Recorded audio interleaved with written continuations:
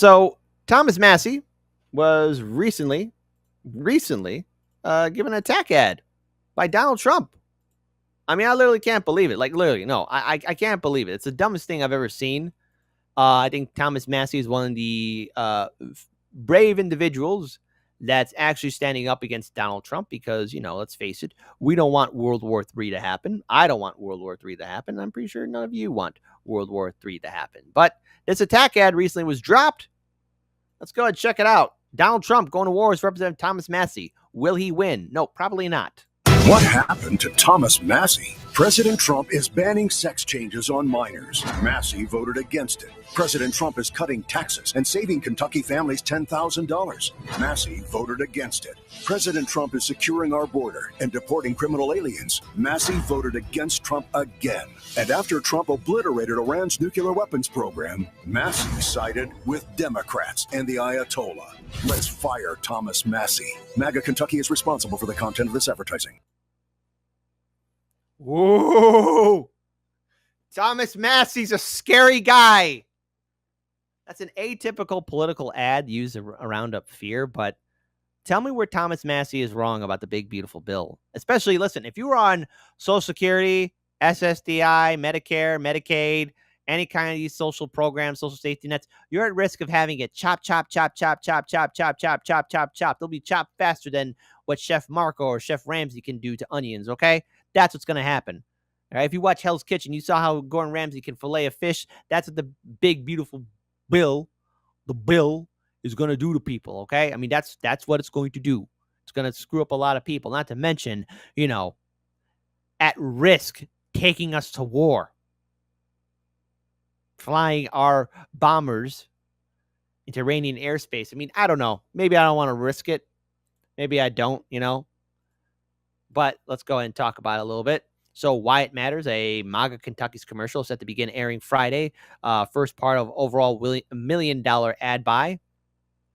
So the spot flashes an image of Massie alongside the Ayatollah Khamenei and Senator Bernie Sanders and Representative Alexandria Ocasio-Cortez, a pair of prominent liberals who also criticized Trump for attacking Iran. The ad also targets Massie for voting against Trump-backed legislation aimed at cutting taxes and funding border security. So, again, all these people are trying to remove Representative Thomas Massie. They're trying to vilify him into this next big thing. First of all, Thomas Massie did respond. He did respond to this, and in turn added this.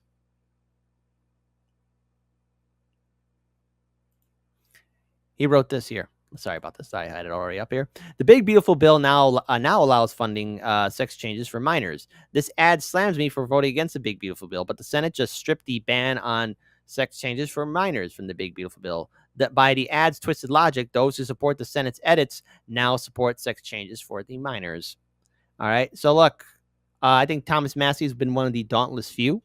I think he's been consistent and correct on the big, beautiful bill. I think he's called out everyone in Congress for having an APAC babysitter. I think he's been 100% on why these bills suck. And I want to pull up this video here as well, because again, all this vilification of Representative Thomas Massie, all it's showing to me is that Trump is afraid of him because he doesn't fall in line. I'll tell you right now, this would be 50% of solving the problem.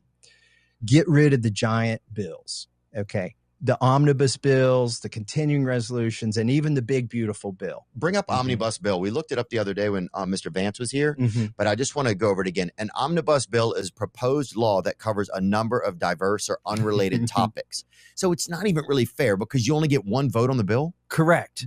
What? And so typically an omnibus bill, it includes at least 12 other bills. Why not put that shit on the floor one at a time? I agree.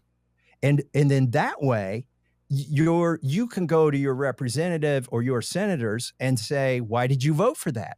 Right now, they can say, well, Theo, I had to vote for it. I had a pay raise for soldiers, right? They literally will put a pay raise for soldiers in every freaking giant bill so that if you vote against it, you have to go back home and watch TV ads that say he voted against a pay raise for the soldiers. Right. Even though he may have voted for 90 other amazing things on the bill, right? Right. And that was one thing that was tied in there, that if you went this way, Yeah.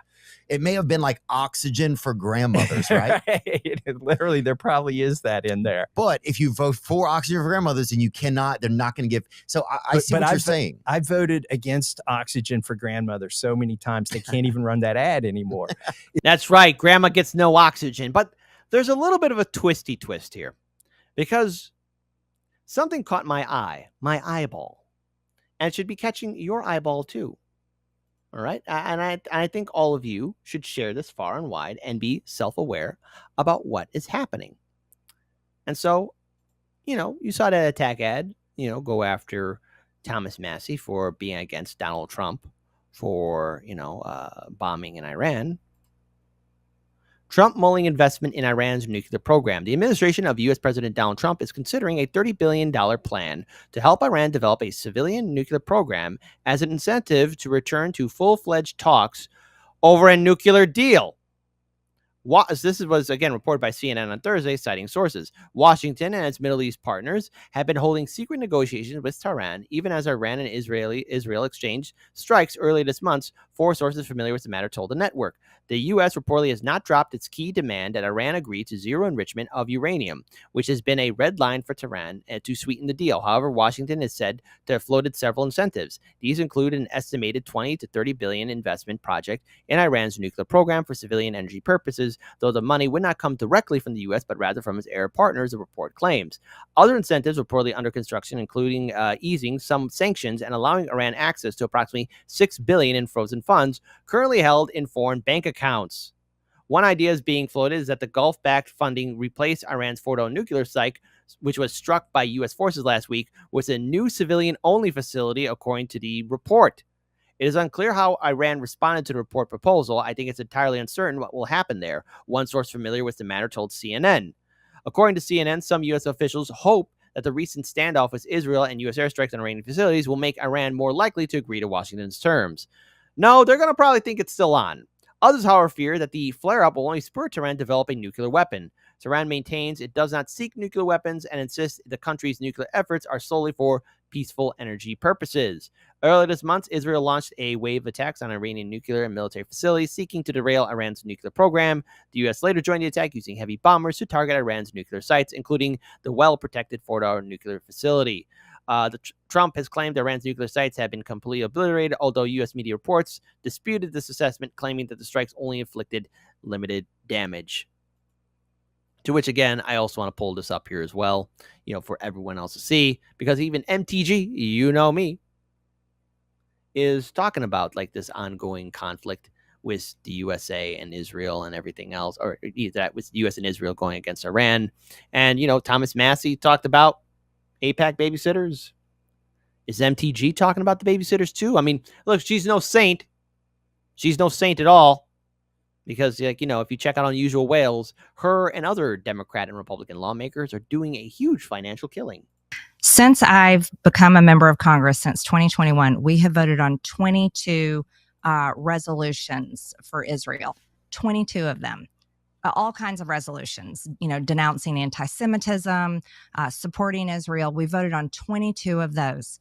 We never vote on resolutions proclaiming great things about America or defending certain Americans or defending Americans in general. But we have voted on 22 resolutions in the House defending Israel. How many of you voted yes on? I don't know my exact record.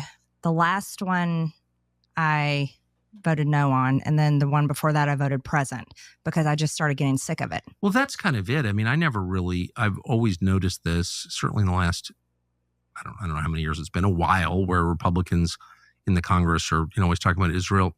I'm not against Israel. I've always liked Israel, so haven't really noticed it. Okay, fine. Love Israel, love any country, whatever. But it feels like something has changed. Like why? And clearly it has for you. What is that thing? Well, I think here's the situation. It's coming to a point where it's so obvious all the time in everyone's language, the social media posts they put out, the statements that they make. They have to proclaim Israel. They have to proclaim their faith and loyalty in Israel and how they, Israel is our greatest ally. And it's a statement that has to be made over and over and over again to the point it's becoming like, wait a minute, what about our own country? What about our own people? And we have so many problems here in America. And we talk about this all the time. $37 trillion in debt. Just like you and I were speaking before, our kids' generations. My kids are 22, 25, and 27. And our children's generation, they can't afford rent. They can't afford to buy a house. They can't afford insurance. They can't buy a new car. They can't find a good paying job. They're living month to month, paycheck to paycheck, credit card bills stacked up. And they literally look to the future going, how am I ever going to realize the American dream? And it seems hopeless for them. But then in Congress, everyone is chasing and pursuing and proclaiming their loyalty to a foreign country. That's true. But then again, too, hey, we have allowed bribery in the United States. We've allowed corruption to happen. So wouldn't surprise me if MTG gets an attack ad sometime down the road. Doesn't surprise me that Representative Thomas Massie's being attacked as well. You know, when you have people stand up against a narrative, they're going to be smeared, they're going to be slandered, they're going to be dragged through the coals. I mean, that's what happens. It's what happens all the time. So I just want to pull this up here and just or actually not just pull this up here, but I want everyone to understand that the threat of speaking out has its consequences. That is, you know, you are going to be priority. You're going to be made into a villain. And we already know Harlan's media, independent media, we know firsthand what it's like to be vilified. I mean, we had people on the left, people of large influence, try and destroy independent media. They went after Jimmy Dore. They go after Due Dissidence. They go after RBN. They go after Harlan's media. They go after everyone, especially during the last 4 years of the Biden-Harris administration. I mean, my goodness. I'm surprised Harlan's media is around. The amount of times we've been hit and terminated from 2021 all the way up to 2024, my goodness. My goodness. I'm surprised we're still here, still standing. And a lot of our colleagues in independent media are still hurt. A lot of people are still demonetized. A lot of people still don't have any leg to stand on. And they've been wrongly demonetized for years.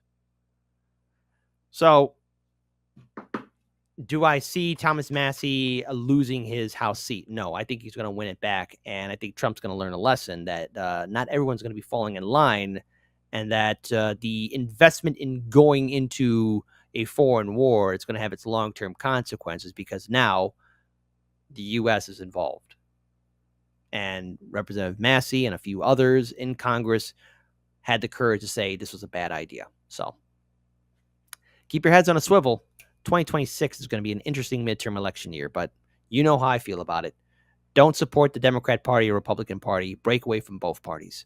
Don't support duopoly.